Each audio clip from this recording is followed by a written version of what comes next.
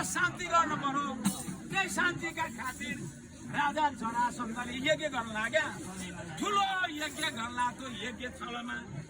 जब यज्ञ गरेको थियो तीनटा ब्राह्मणका रूप गरेका तिनलाई जब देखेर त्यो राजा जरासन्धले यिनै बाहुनले भनेर तिनै बाहुनलाई पूजा गर्न भनेर हातमा फुल र अक्षता लिएर नारायण आयो पूजा गरेन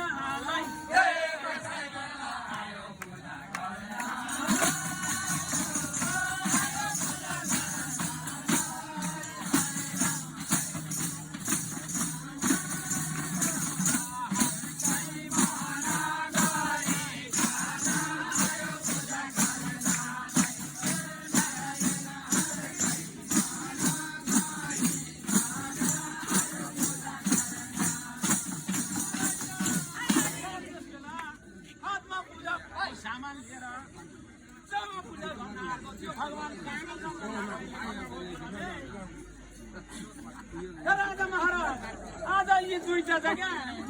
यिनीहरू त मौन व्रत बसेका छन् यिनीहरू त क्या